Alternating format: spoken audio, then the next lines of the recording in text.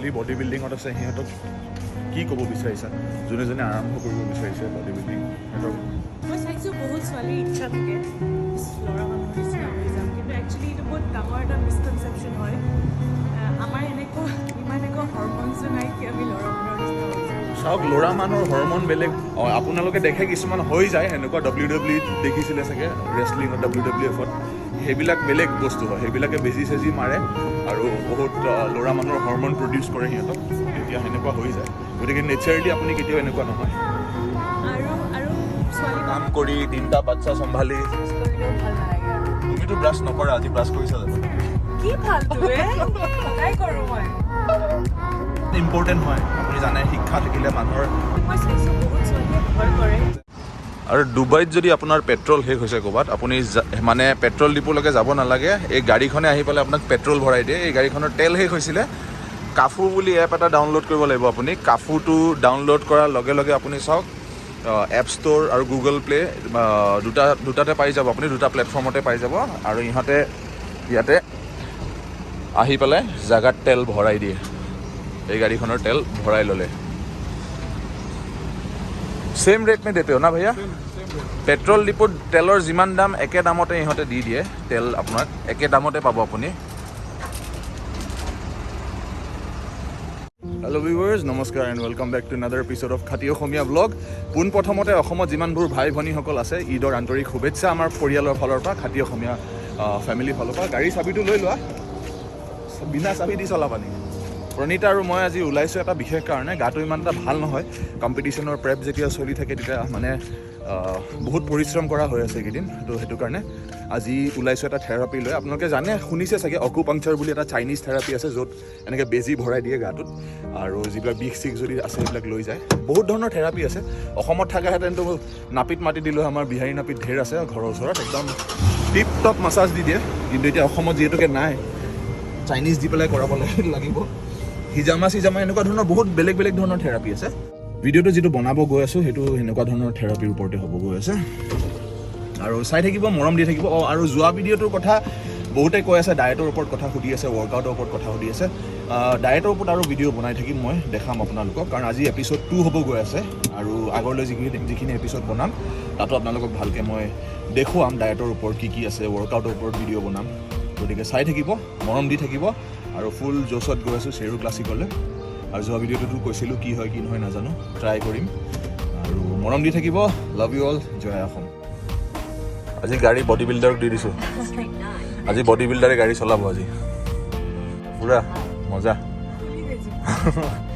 আৰু প্ৰণীতা, তুমিতো ফিটনেছত আছা, বহুত মানুহে জানিব বিচাৰিছে তোমাৰ ফিটনেছৰ জাৰ্ণিৰ কথাও।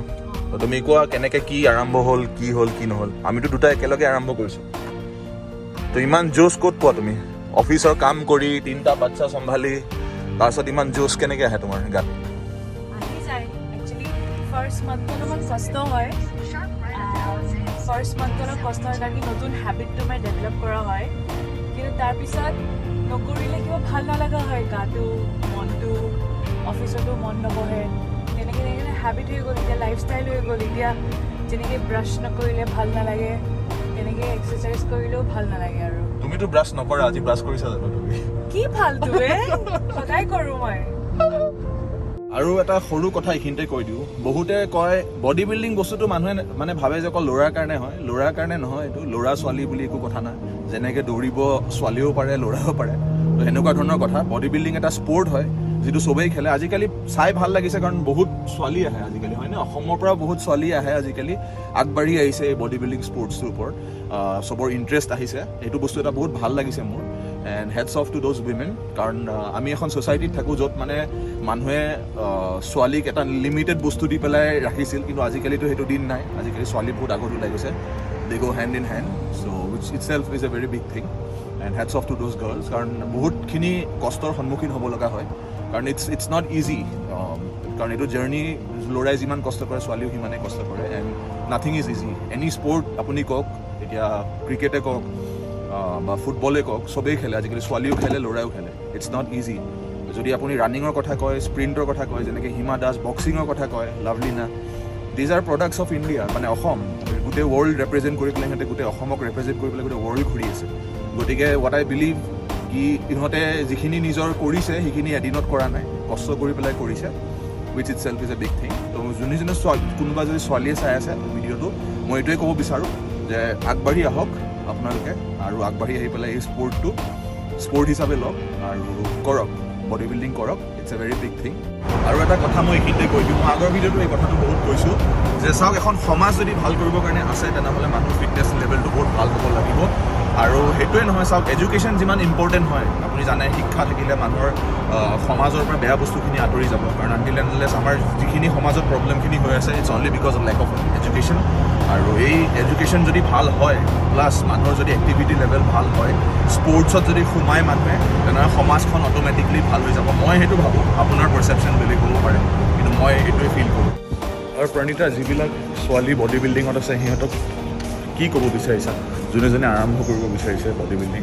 সিহঁতক মই চাইছোঁ বহুত ছোৱালীৰ ইচ্ছা থাকে জিমত যাবলৈ, কিন্তু মানে ভয় কৰে কি আমি মেনলি নিচিনা মানে ল'ৰা মানুহৰ নিচিনা হৈ যাম। কিন্তু একচুৱেলি এইটো বহুত ডাঙৰ এটা মিছকনচেপশ্যন হয়।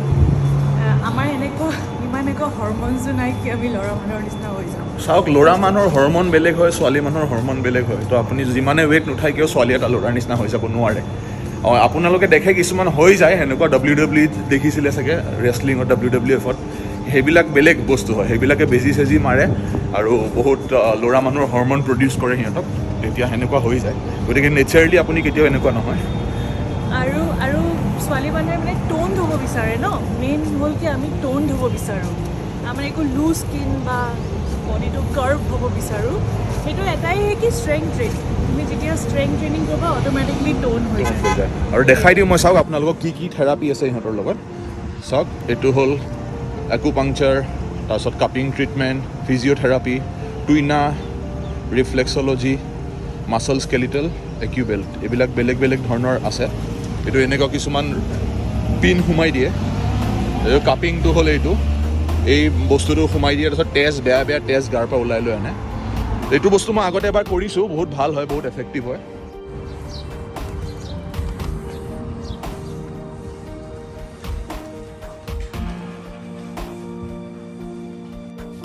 আৰু আমাৰ গোটেইখিনি ডিটেইলছ ইয়াতে ৰেজিষ্টাৰ কৰিলে।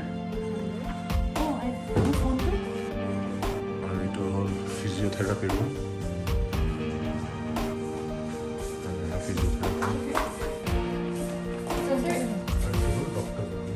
So we don't have to visit the doctor, right? মানে আধা মৰা হৈ পেলাই সোমাইছিলোঁ ভিতৰত, ওলাই আহোঁতে এতিয়া একদম বেলেগ ধৰণৰ বহুত ভাল লাগিছে।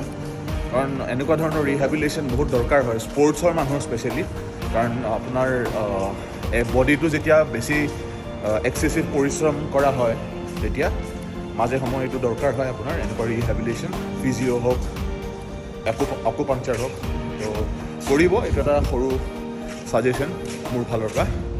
আৰু মৰম দি থাকিব, চাই থাকিব। আৰু আজি ভিডিঅ'টো ইয়াতে সমাপ্ত কৰিছোঁ। যোনে যোনে ফাৰ্ষ্ট টাইম চাইছে লাইক কৰি দিব, ইনষ্টাগ্ৰামত ফ'ল' কৰিবৰ কাৰণে নাপাহৰিব। লাভ ইউ অল, জয় অসম।